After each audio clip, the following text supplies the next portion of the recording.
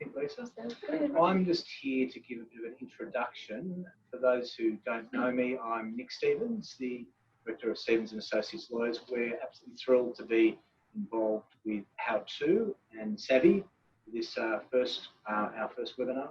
And Lisa Vincent here is going to take you through some of the important things about cocktails and lessons to learn from COVID, as is Jane Murray to my right, the Senior Solicitor with Stevens & Associates. And lastly, Bernie Chang. So I'm not going to keep you much longer. I'm just going to say cheers. Have enjoyed the seminar. It was nice and easy.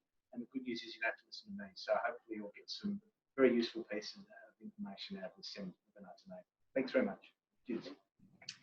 Great. Thanks, Nick. On that note, I hope I can see a few of you there have got your cocktails or mocktails ready. I hope everyone received theirs in the mail. We've got ours. We're ready to go. So cheers, everyone. Cheers. Happy Thursday.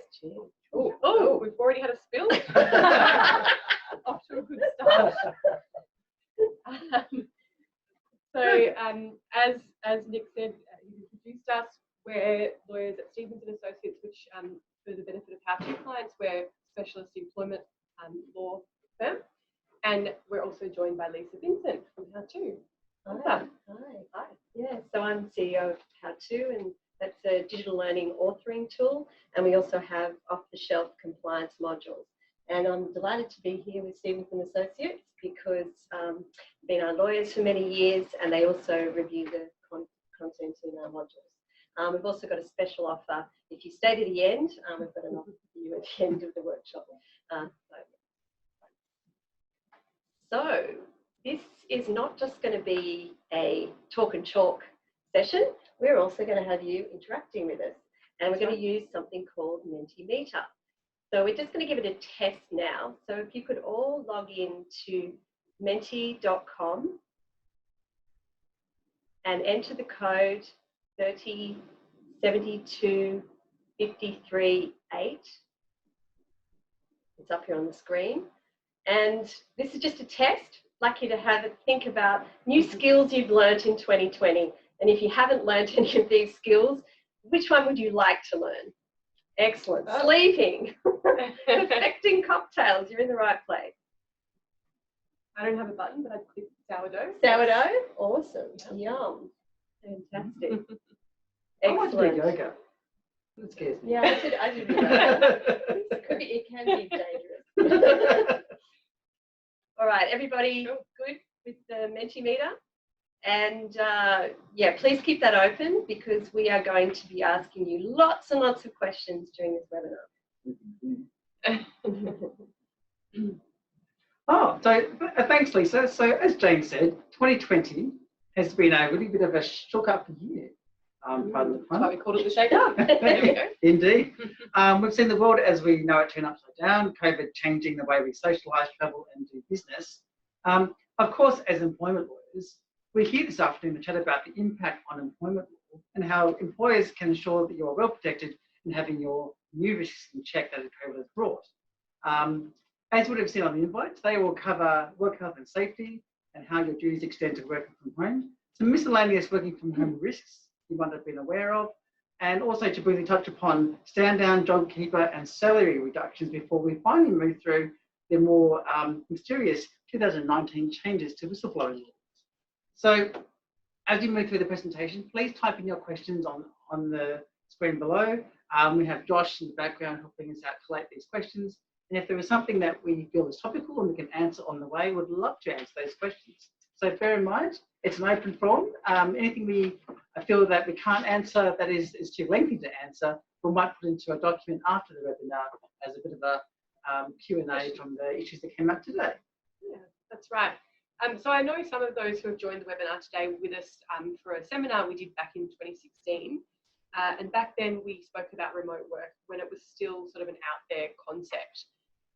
Fast forward 4 years, enter a pandemic, it's obviously now very much the new normal. There's plenty of reasons why we should celebrate remote work working from home. But as Bernie touched on, there are a lot of new and unique risks that we need to make sure we appraise from the outset. And then we can put things in place to make sure those risks are mitigated. So we think at Stevens & Associates, we find that work health and safety is one of the most daunting sort of areas of risk, in that when you've got people in a physical office, it's a lot easier to monitor what they're doing, what the risks are, whether they're coping, all those sorts of things. And then when they're at home, suddenly you don't have the oversight that you once had, but you still have duties to make sure they are safe and healthy. That's correct. Yeah, so it could be a bit more tough to keep track of, you know, how they're feeling and how they're managing, Exactly. how much work they have on, that sort of thing. Exactly. Yeah. So that goes to the point that it's not just the physical risk of the workspace, it's also how's their mental health. Are they working around the clock, or are they okay with their workload? All of that sort of thing. That's right, Lisa. Yeah. That's right, because it's previously been something that's been in the background, where we have relegated OHS or WHS more precisely to maybe a walk around of the workplace, maybe a committee meeting that meets once every few months. But now it's become front of mind and really essential to working out how we move forward in these uncertain times. Exactly. So the same principles apply in terms of working from home. There's this overarching obligations for employers, or I should say persons conducting businesses or undertakings, or PCBUs, which is the acronym, to make sure that they are doing what is reasonably practicable, or they're going so far as is reasonably practicable to ensure the health and safety of their workers. And so, of course, that begs the question, well, if people are at home and they're working, sometimes not working other times, when are they actually at work or working within the meaning of that legislation? And when do you have an obligation to oversee their working environment, that they're safe and healthy?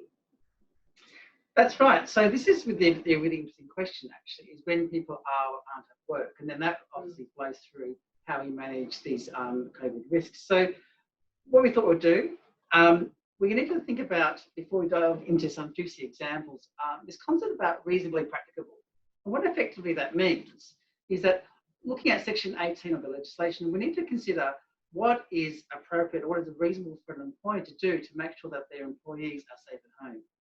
And these things include a number of factors that are pretty much a balancing act of getting those sort of right and reasonable. And that is, first of all, thinking about what is the likelihood of the risk? What is the degree of harm that might result from that risk? What, if any, needs to know or reasonably should know about any risks that relate to your employees at home? What are some reasonable ways of minimising that risk? And are there available to you some simple strategies that you can implement to do so? And I guess the balancing act of all of this is really about looking at the concept of how likely is the risk? How expensive is it to mitigate that risk? And even then, how feasible is it to actually implement a solution? So little things you might consider are things now like making a cup of tea at home. While somebody might be working in their office, they go into the kitchen, they boil a cup of water, pour it into the cup, and maybe they miss the cup, burn their hand. Maybe that's something that you can mitigate by a simple policy measure, or maybe managing issues around fatigue. But these are questions we need to answer ourselves. But what about the cost? You know, I mean, when you're considering all these things, about weighing up the cost of relation to the risk. Oh, exactly. So if you think about doing a worksite assessment that you might do when you're looking at a new office, you may not want to do a worksite assessment for every single worker. That would be patently too expensive, and it may involve a significant amount of time, resources. And you're also probably encroaching on privacy as well. Well, that's absolutely right. That into it. So you might say the cost of a site assessment for 1,000 employees vastly outweighs any potential risks, which could be mitigated simply by having a checklist, which we'll talk about later in the presentation, be able to assist that. And also other tools. So if you think about some of the really obvious risks about working from home, it might be that people aren't ergonomically set up, so they've got neck and back injury risks. What's a lot easier than getting an assessor into their home to set it up is to create a tool like a video or a click-through tool to say, this is how you set up your workspace. And that's a lot cheaper to roll out for everyone. Ultimately, it is about balancing the risk versus likelihood and cost. Not to say that you shouldn't do something because it's fairly unlikely it'll ever happen, but certainly it is a case-by-case assessment that, think about what are the key things you need to be concerned about, try and mitigate those things, and put in place a good sort of flow chart for managing the cost, risk, and benefit in doing so. Yeah, that's right. And so just to look at that concept of what's at work and how the idea of what's at work kind of goes beyond the four walls of the office, we thought it would be interesting or a bit more fun than listening to us the whole time to go through a couple of hypotheticals. So if you want to to know? Yeah, I would love to, but before we do, I think there was a Mentimeter question that Oh, we yes, had. there was. Here we go. And someone's answered it Oh, already. excellent. So Right. again. So the question is your business permanently moving to working from home, or is there a mix of both? So it's really looking Yeah. like a mix of both. Mix of both. Both of both seems fine. I think obviously a lot of people are doing the few days in and then different part of the team, and so there's not too many people in the lift and all that sort of thing. So, I actually think the mix of both does give rise to some complexities, because you're going to have to work out how the suite of policies and mitigation strategies that you have are applicable over working from home and at work, and to ensure that you don't have vastly different expectations or even policy profiles, because then it causes a degree of confusion and it becomes a difficult way of managing those risks. All right. Yeah. But thinking about that, I love the responses. It's very good to see. We've got our first example, which is an interesting one. So we're talking about whether these scenarios qualify for a risk that needs to be managed in the workplace, and whether there needs to be a response from the employer. So the first one moves through the employee sent on a work trip to a country town. They perform a day's work, and after that, they check into a hotel that your employer has paid for. They invite an old friend over for the evening, and things heat up. And amidst an intimate encounter, a light fitting falls from the socket, causing facial injuries. And we then need to consider whether that employee was injured at work or not. Can't be true. This can't be a real case. This is actually a real bona fide case. So what we need to think is, people, what do we think on your Mentimeter screen? Would this be covered as a workplace injury? Right. Oh, I know we've only got, okay. Oh, hello. Oh, about 50-50. This is good. We've got 8 people. We know there are 29 of you out there. Wait for a few more responses. So we've got 5 say no, 7 say yes. Okay, interestingly, at the moment we've got mostly yes, and I think it's interesting. oh, it's kind of what kind of worker is this? yes. Who have we invited? What kind of work is it? Well, that I mean that's obviously very relevant to the question.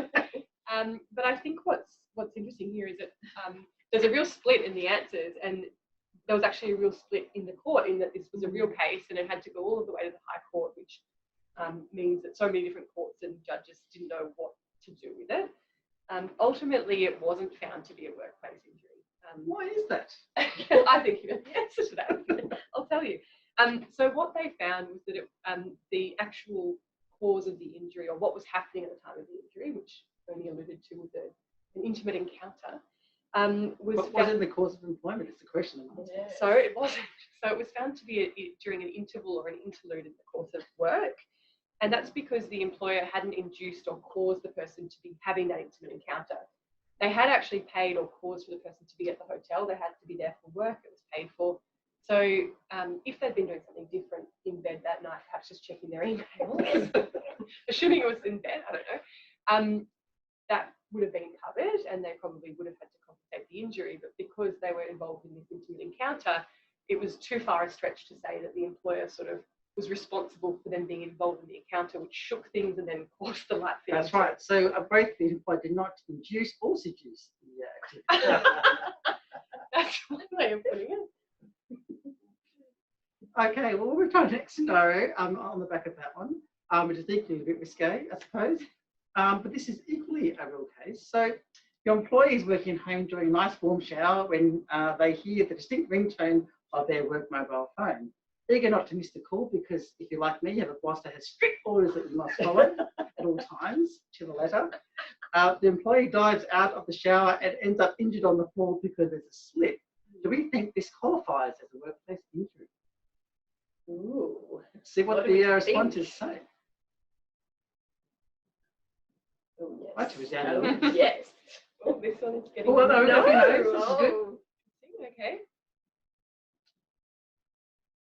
Things could go either way, you know. I agree. I think, so as Bernie said, this is also a real case. And what's really interesting here is our scenario was a bit different. but actually this person wasn't necessarily working from home at the time. It was about 10 o'clock at night, but they were considered to be sort of at all times on call, and their boss gave them these strict orders, as Bernie said, to always answer work calls.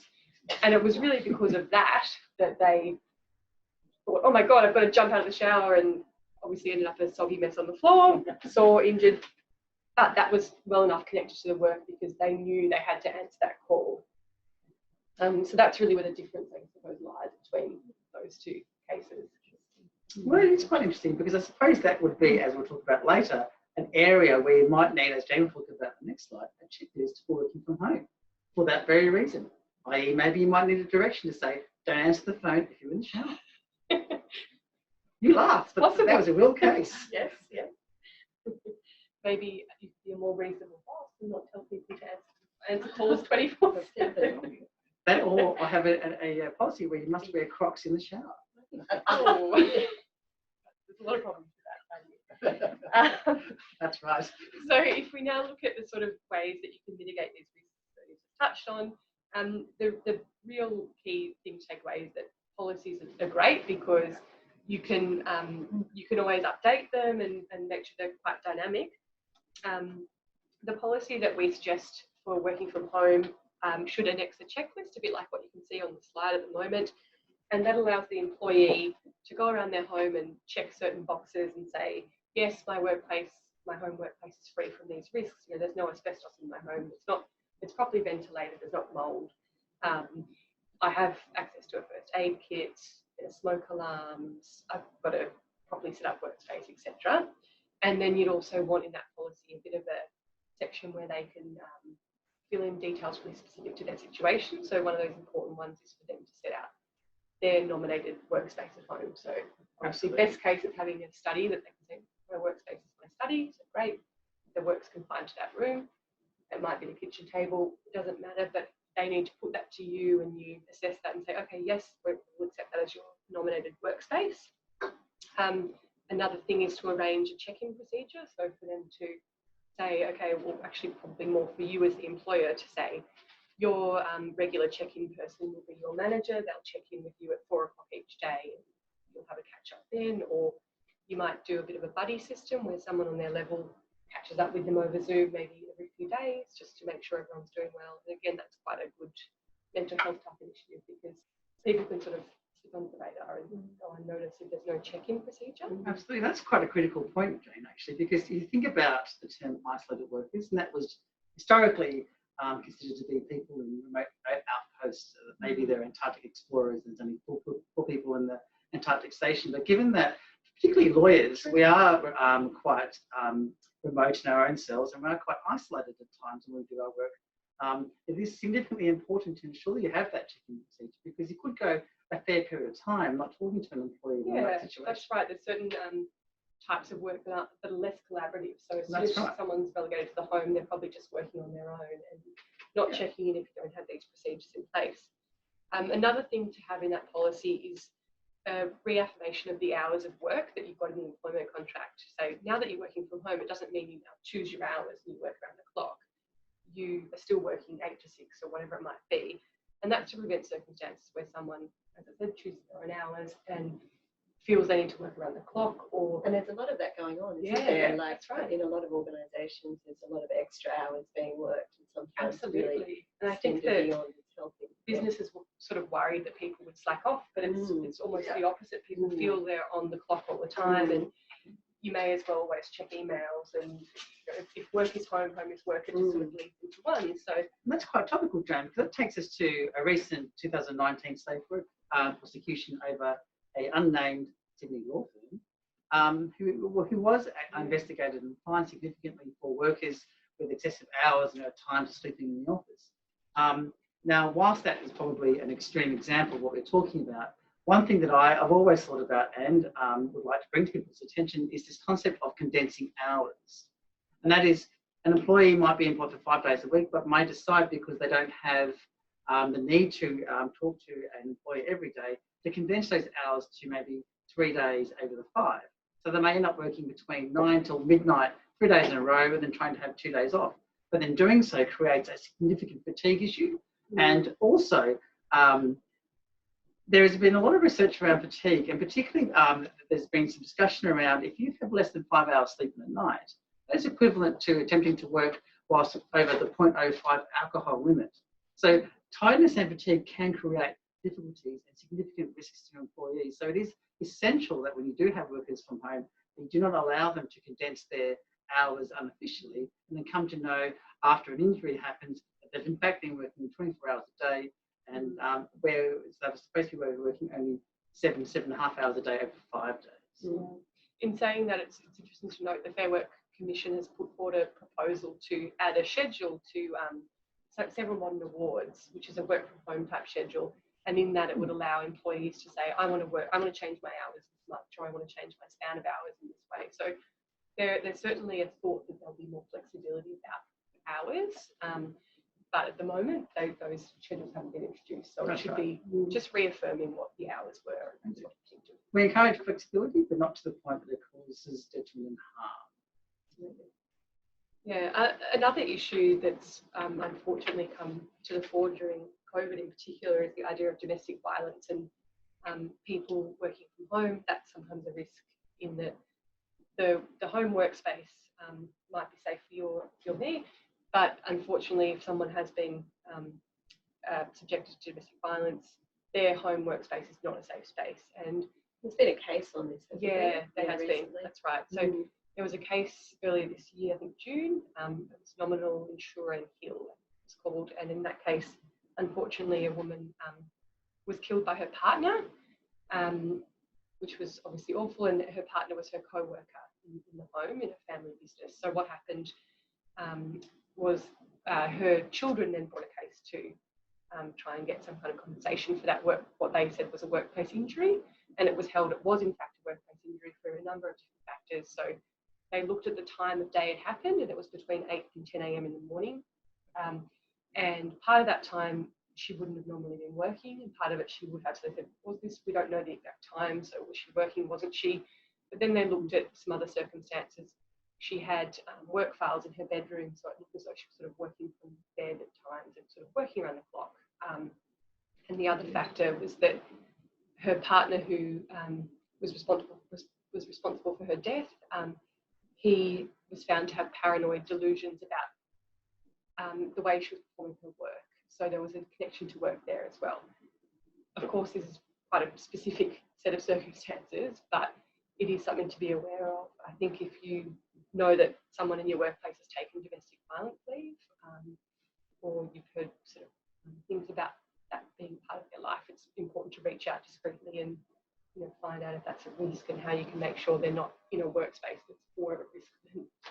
Well, that's right. And I think that brings up another issue actually about trust between employees and employers. And there is a need, I think, for a very open and clear conversation between employee circumstances and the employer, and particularly to be very careful and mindful that we don't transgress privacy boundaries with our employees. We can't assume that we can mitigate a risk they may not be comfortable to disclose, but equally we do have a responsibility to be reasonably aware of our employees' work health and safety. So it is a new balance. Balance seems to be a theme today, but it is a balance between being sensitive and suggesting that employees come and speak to you confidentially about any issues they may have, but equally being mindful of not being so invasive that they then believe that you are unreasonably intruding on their privacy.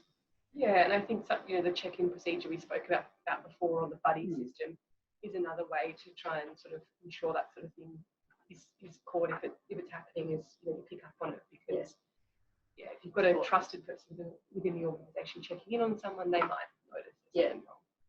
So what about the other policies? How are they impacted by COVID? What do we need to consider in terms of reviewing those? That's a really good question, guys. I actually think, in fact, we're all sort of looking about this morning, that rather than creating a COVID policy that we implement and add another policy regime to an already crowded workplace, it's more about looking at our current policies, which are known and understood by employees, and amending them to adjust for these changing times. So what that allows you to do is have some resonance and optics around the expectations employees have come to understand and abide by, but equally be flexible to create an understanding that the home is now part of the workplace and we can make an extension of that. But I suppose some really interesting ones that we pulled out to create some new issues are things like equal opportunities and anti-bullying and harassment policy guidelines, particularly around digital communication like Zoom, Slack, messaging, even Facebook. But we need to be mindful that whilst we tend to be more casual on our digital communication,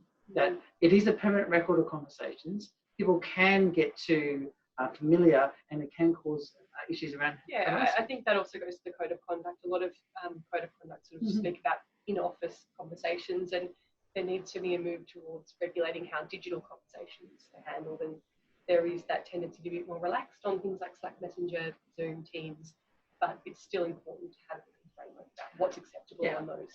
I mean, and it may seem to be a bit, overkill, but it's not a bad idea to possibly have a style guide for communicating via digital means. So you might want to just remind employees that it is still a form of professional communication and to be mindful of that. Because I do know that in our own lives, we can have face-to-face conversations where we have boundaries and we have the degrees of propriety, but when it comes to texting and things, often we just speak off the cuff, message off the cuff, and it comes. Yeah, and then there's bullying, harassment type allegations, because there's obviously a lot of ways online communication can be interpreted, perhaps more so than in-person interactions. Now, ironically, we're going to talk about drugs and alcohol, assuming you have your cocktail in your hand. Look, it's not feasible to tell every employee that you have to lock their liquor cabinet because they may not like me have one. But beyond that, we do need to be mindful that we are very clear on our expectations around drug and alcohol consumption whilst at work. And I did note there was a recent survey that suggested that 33% of people have admitted of increased alcohol consumption before 11 p.m. whilst working. I thought you said 11 a.m. today. 11 a.m. Yeah, 11 a.m. Okay, it was a.m. Which I found quite astonishing. I mean, it's 5. This is fine. Okay. But that's a real situation, and it's the same way that backtracking bit, but not too far. But there has actually been a 17% increase in domestic violence because of working from home situation. So these are statistics we need to be mindful of, particularly as insurers. It may actually alter the risk profiles that you may implement when looking after not only your own business in terms of insuring, but also how your employees are protected under their own insurance policy. Yeah, so I think on the point of drugs and alcohol, it's a matter of extending the policy you have about when you're at work to make sure it's explicitly clear that at work means working from home, and just because you're working from home doesn't mean you can have a sneaky cocktail at 11 a.m. 5:30 might be okay. But that's important from a risk point of view. The man we talked about in the shower earlier, if he'd been consuming alcohol, the injuries would have been worse. That's right. And also just from a professional point of view, you probably don't want people on your Zoom meetings sort of a drunken mess making a fool of themselves.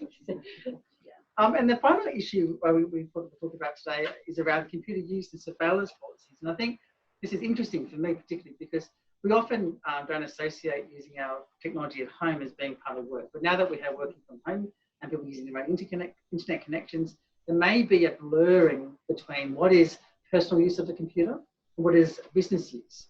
And given that we do need to inform our employees that we are implementing a surveillance policy, they need to be aware that maybe they might spend some of the time on a work-provided laptop doing work for you, but then they turn around and spend 20 minutes maybe on an inappropriate website, maybe accessing other content which is not part of work. And that then gets captured within the surveillance policies and can lead to misconduct investigations. Yeah, so it's a matter of extending your surveillance policies to at-home work and looking at the relevant surveillance legislation in your state or territory.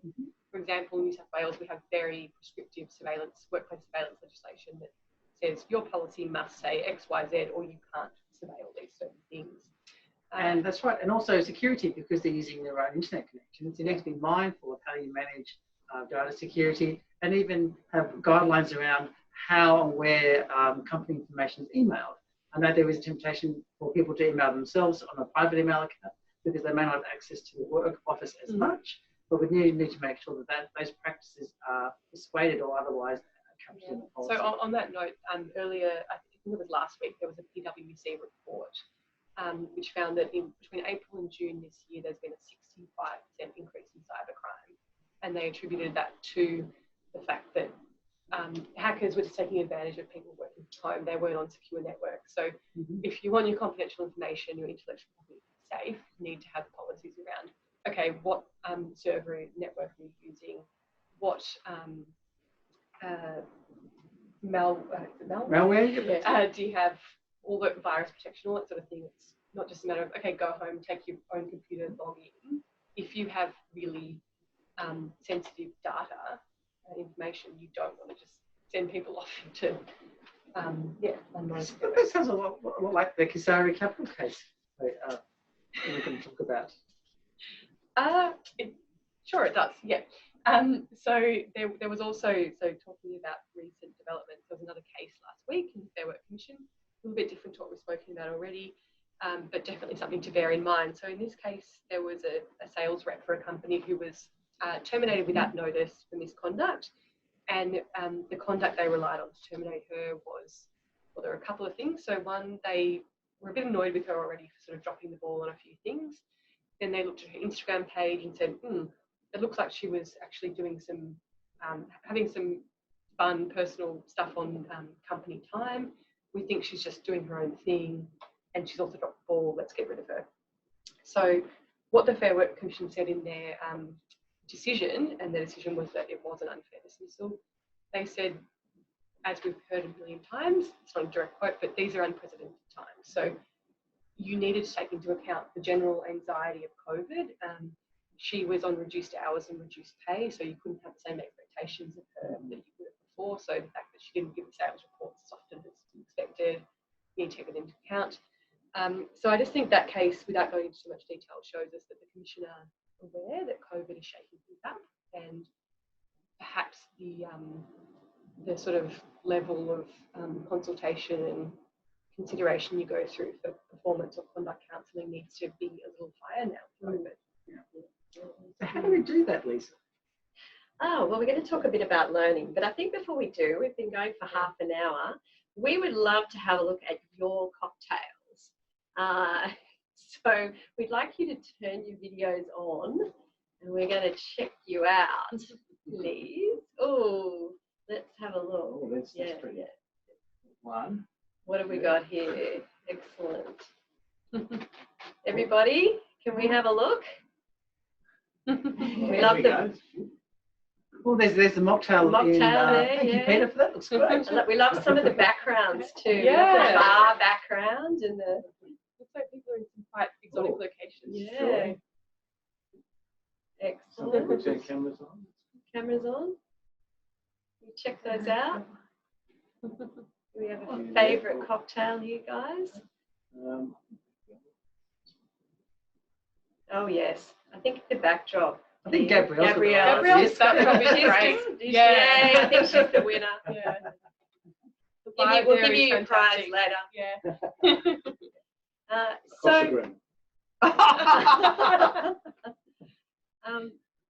now let's just talk a little bit about learning. So while we've got the policies in place, it's also really important to make sure that your team have the knowledge and skills they need to be able to implement those policies. And I suppose not just ticking boxes, but actually having a really good understanding of why those policies are important and what can happen if you don't actually follow them. So getting into their hearts and minds. So I'm going to open up our remote working off-the-shelf module and talk a little bit about learning design, sort of things that you need to think about. So the first thing that we always do is think about who are our learners.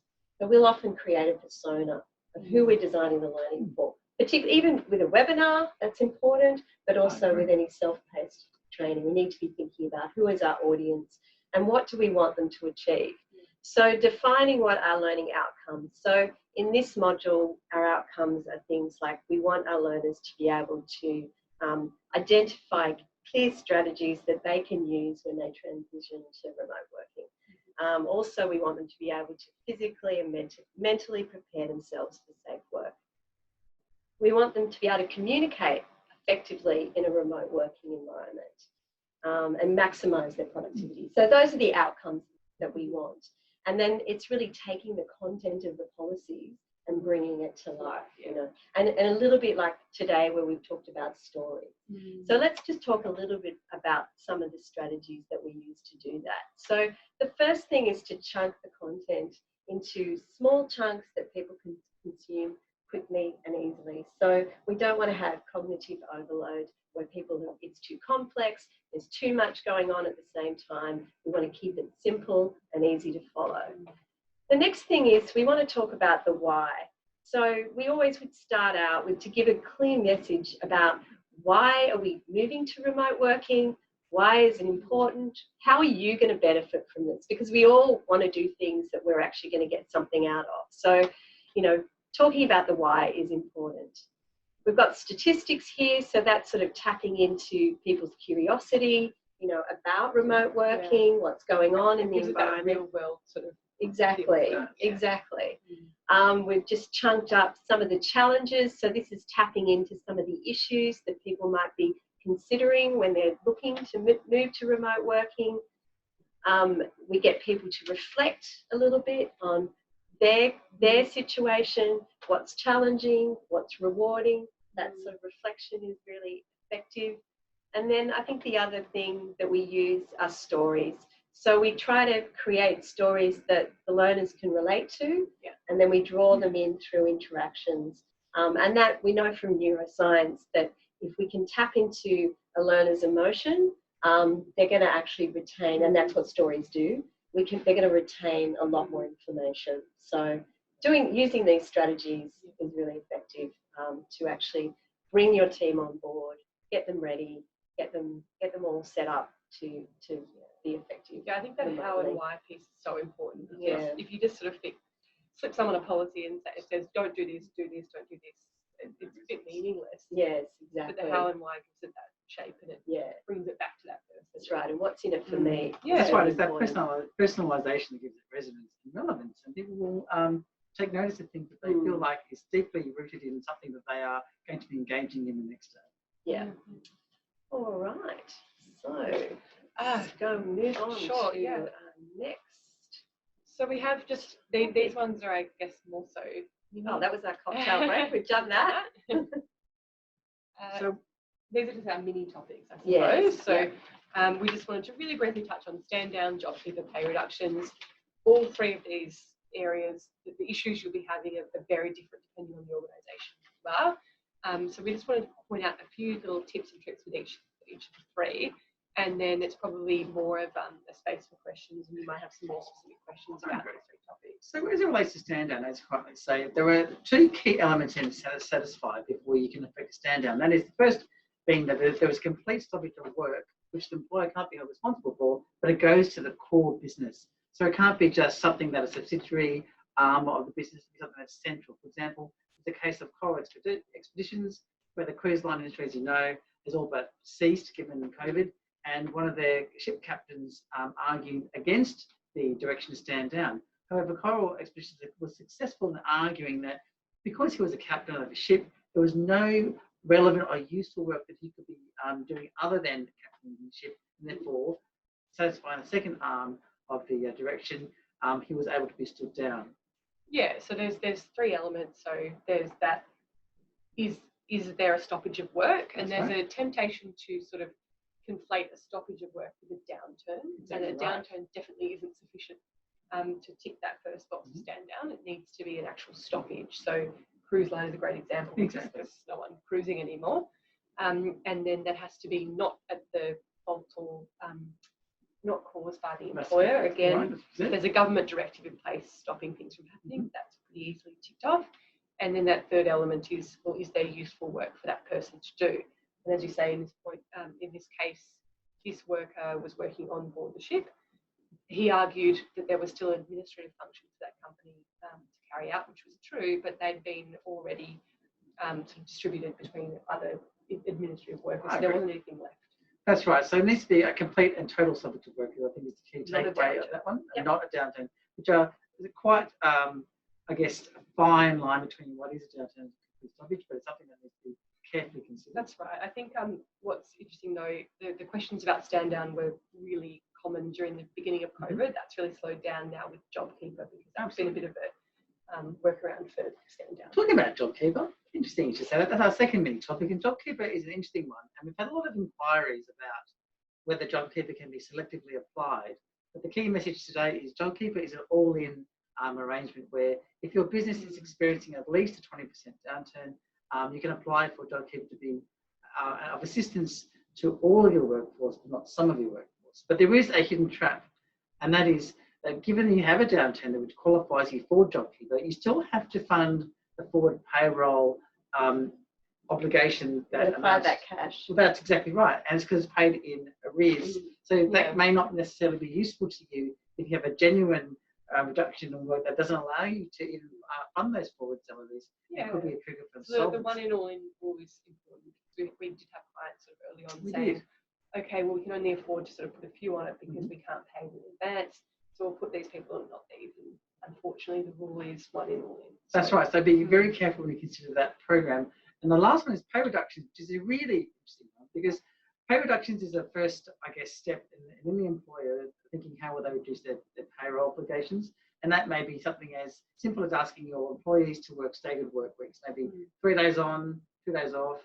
And when are you allowed to do that, Bernie? Well, you can What only circumstances. Well, it's a good question, Lisa, because you can only do that if you have full and open consultation with all of your employees and they agree. And I suppose those who are being. That's exactly those who are being reduced. That's right. And I suppose the question then is, again, as I said earlier, is about developing a relationship between employer and employees so that they can understand the rationale behind their request to reduce your pay, and that they can see there will be benefit to them in the long run, i.e. maintaining their employment. And I think the other, just briefly, things to note, if there's a variation clause in their employment contract, check it out. Make sure you only reduce the salary in accordance with that clause, because it might say you have to get their agreement in writing and their signature. It'll say something quite prescriptive, and if you don't follow that, that could be a breach of the contract. And also be mindful of the national minimum wage and also any minimum wage in a relevant line of law. If you go below that, you're actually breaching the Fair Work Act. So, absolutely, really good points. Which takes us to our next topic. Yes, it does. Whistleblowing. I am going to, for the argument's sake, I'm going to blow my whistle because I don't care. Oh gosh, that really. Sorry. I didn't know you were going to do that. I really hope I've still got people on that. Well, I did, and you can see me later. Oh gosh. For hearing loss. The workplace injury. No. Moving quite along. Look, whistleblowing is a funny topic because it's been an area that's been quite mysterious, and it's also been a topic of many Hollywood feature films. You know, All the President's Men. You've got The Informant, and then you've got the famous Nixon. I am not a criminal. Watergate. But whistleblowing is a really important area of the law, and it's particularly been something that has come out of the 1980s government inquiries into corruption, particularly the Richardson inquiry of the late 80s, where not only was the investigations really looking into corruption and how that is concealed, but it also resulted in a key recommendation that Australia needed to strengthen and develop a consistent set of whistleblowing laws that are available now through the Treasury Amendment Act. It's been imported now through the Treasury Amendment Act 2019 firmly into the private sector. So there has a nexus of being in the government sector, I mean all about government entities and how they operate and transparency to the public, but now it's bringing that to the more private area of private enterprise, and that's going to be our focus for this afternoon. Yeah, that's right. So I think what's the key takeaway point here is that the amendments sought to strengthen the protection for whistleblowers, particularly around victimisation, and also to protect their anonymity. So if we look back at a few cases, not even that long ago, so there was Florian Winter in 2012. This is the case that involved a Queensland police officer who blew the whistle on some officers bashing a man in the police station car park. And that was obviously a police brutality issue he blew the whistle on. And there was also 2015, there was a case of Fair Work Ombudsman and that was about 7-Eleven, and 7-Eleven operators were. I remember that case very well. It's a great case because it's awful, but it's great. I mean, I know it's terrible. No, it was a big case. It was a big case because the operators of 7-Eleven were underpaying their workforce. A lot of them were illegal migrants or illegal workers, so shall we say. And they were threatening these workers with deportation if they were to report their conduct to the Fair Work Commission. And that was quite disastrous for all of these people who were not only being underpaid, but being threatened with being sent back to their country of origin. So now the landscape has changed, there's a lot more protection, of course. So if we just look at from the outset, a couple of things to bear in mind for a whistleblowing, something that you blow the whistle on to be protected under the legislation. It needs to be made by an eligible whistleblower. We won't read through the slide, but you can see who's there. Who is eligible? So if I was to say who is an eligible whistleblower, who are they referring to? Those on the slide. But importantly, I ask that question because the key thing to remember is we would often associate an eligible whistleblower with being an employee. That's right, and it goes far beyond that. It does, because it goes to relatives of that employee. My parents could be. Exactly right. It goes to third-party contractors to your business. It could even go to a member of the public who is aware of these practices of your business. So it's quite a powerful expansion of who is considered to be a whistleblower. Absolutely, and the same goes for who is an eligible recipient. There's quite a broad list you can see on the slide. And again, if you might have a policy that sets out, oh well, the only recipient is our CEO, that's not going to be valid in that whoever's listed in this legislation is also still, as a matter of fact, an eligible recipient. So the key question is, what's the difference between a eligible disclosure, a whistleblower complaint, and a everyday garden variety group? Yeah, so that's right. So the one key issue we wanted us to focus on today, which has come up since this legislation was introduced, is how do you work out what's a protected disclosure, and that protected disclosure triggers all these obligations under the legislation, and what's just your everyday grievance that would be dealt with under your grievance policy. And that's where the issues lie, because if you get it wrong, there are expensive consequences. So a protected disclosure is defined. You can see that on the screen, and also in the next slide, there's a table. The first sort of few dot points are pretty obvious. It's the same sort of things that Bernie was talking about in those Hollywood films, and tax evasion, breaking laws, that sort of thing. Money laundering, all of that. Standover tactics, market manipulation. It's when we get to this idea of an improper state of affairs that it's a bit murkier, and it's difficult to work out what that could actually. It could.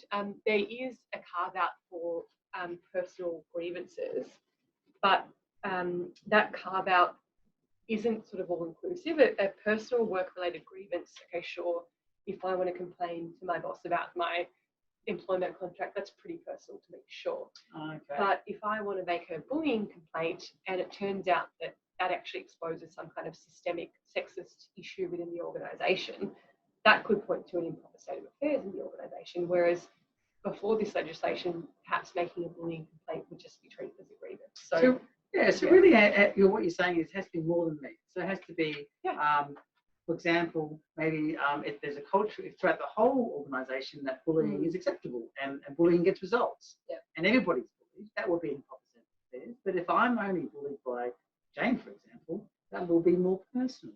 Yeah, exactly. So, man, I come to work and really just grind me down.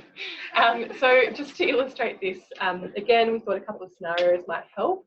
So back onto Mentimeter. Oh, I'm taking this one. I'm going to counterclaim that you're bullying me, saying I'm bullying you. Hey, but I got my whistle. Oh. Okay, anyway. So the scenarios. We're gonna.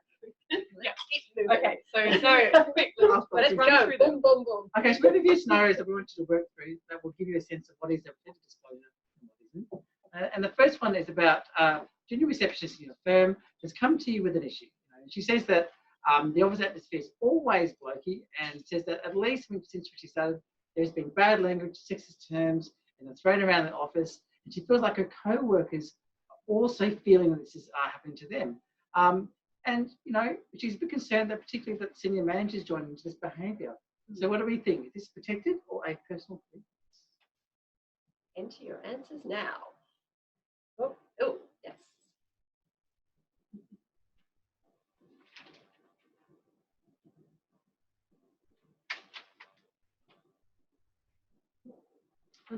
So what do we think, Jane? I personally think that there might be something more at play here. It sounds as though it's not just about this one person. And even though maybe when it's all borne out in an investigation, we will find it's just about this one person, it sounds as though from the outset there's a risk that it's uncovering something a bit more systemic. That's correct, because I think the difficulty here with this particular situation is that whilst it's one person feeling particularly aggrieved by the behaviour, I think she highlighted that it's an aspect of a common corporate culture across all the managers, and that would more likely then trigger a particular disclosure. That's right. Let's jump quickly to the next one because we are sort of. Oh, we are running time. So our second one is Angus is an employee at your firm. He's come to you with an issue. He complains that a colleague in his team constantly criticises his work and undermines him in meetings. James says that his colleague also has a clear rivalry with him and they have the same role at the same firm and takes credit for all the work he does. So I think there's probably enough information for us to make a decision on that. So what do? Do we think this is protected or a personal grievance? Yeah, unanimous.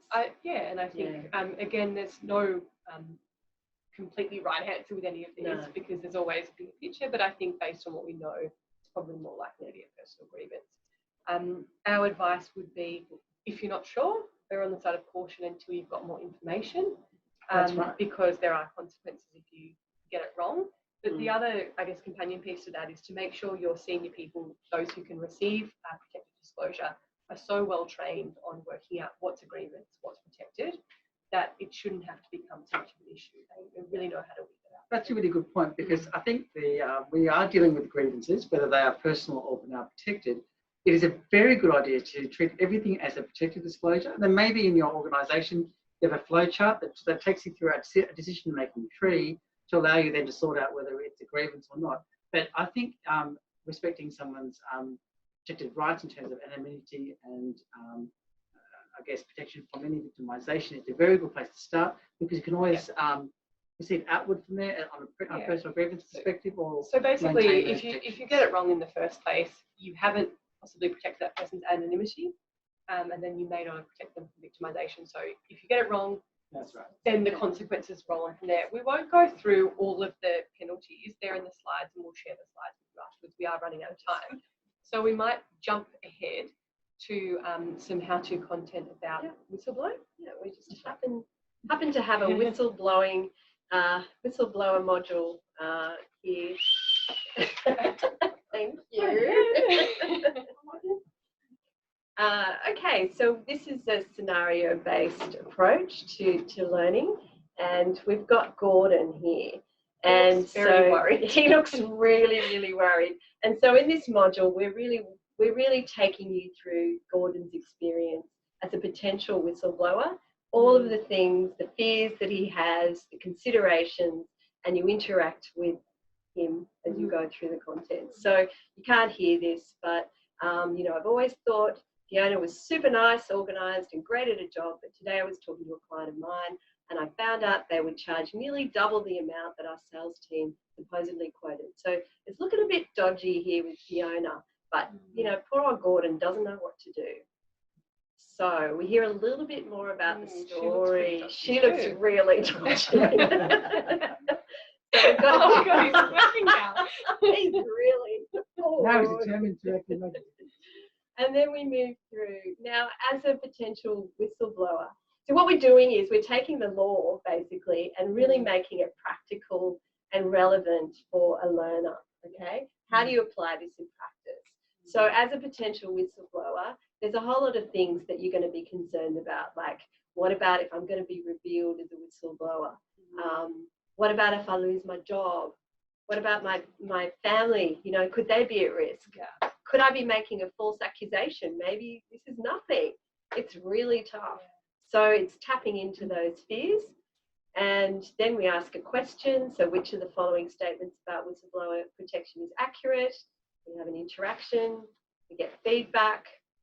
And the module works through the whole issue from beginning to end. And all the things we've talked about today, but it's more around how does it apply to me in my role in working in an organisation, if I need to consider whether I might need to be a whistleblower, all of the things that are going to happen And that's so good because I think it reduces the risk from the outset that people don't bring those things up, because ultimately for an organisation you want to know what's going on. But there's a lot of concerns about, you know, doing it, because we've all seen the movies, haven't we? Yeah. I think, as you say, rightly said, training is everything, and training at the earliest point is critical. Yeah. So what I do, if we go back to our slides. Yes. Let's just keep.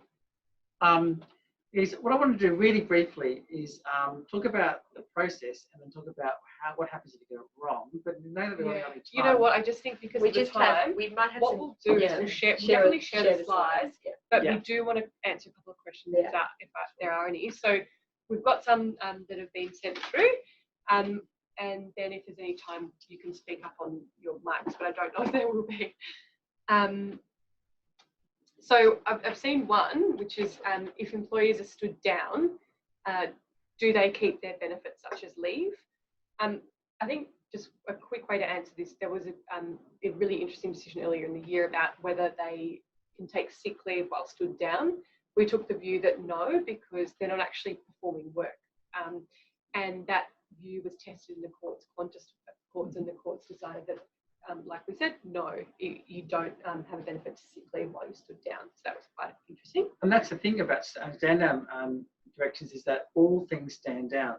Entitlements don't continue. The role doesn't continue because you actually are stood down. Yeah.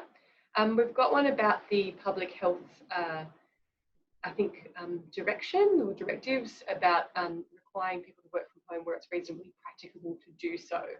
And it's a case-by-case, can we require them to be here for at least 2 days per week? This is a difficult one.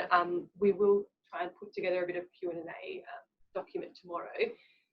But the really short answer to this is all the public health directions or directives differ between the states and territories, and they're also changing on a daily basis. Well, not a daily basis, but they're changing quite often. Generally, what's happening is that if your people can work from the office and that's safe, then that's okay in New South Wales. But again, if people can work from home and that's safer, and that they can still do the same work that they were doing for you from the office, of course, that's going to be the safest thing to do.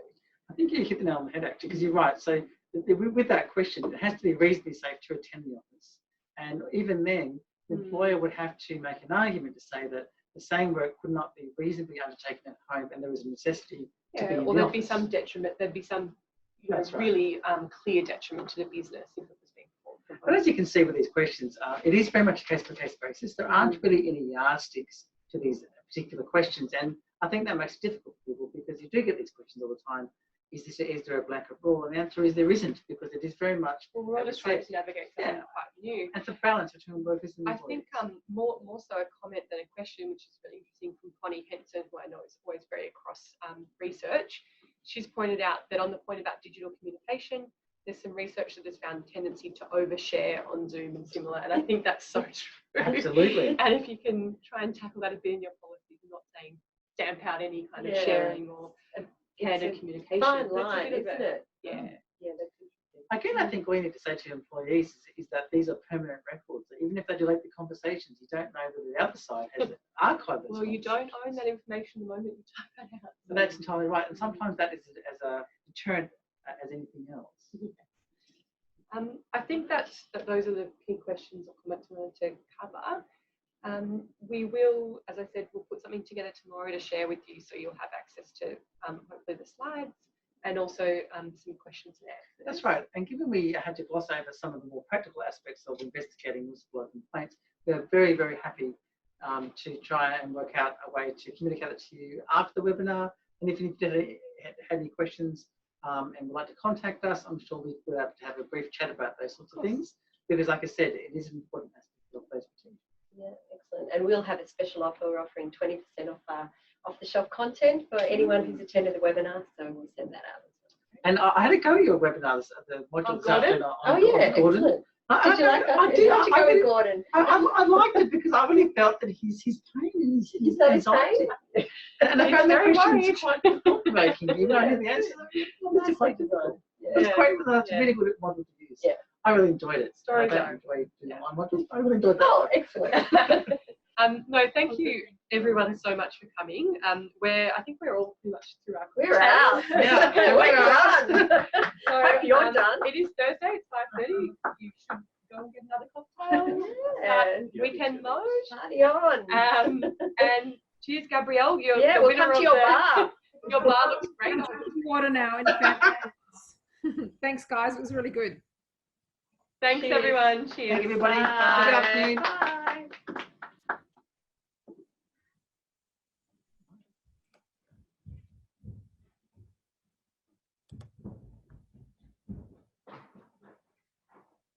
You can't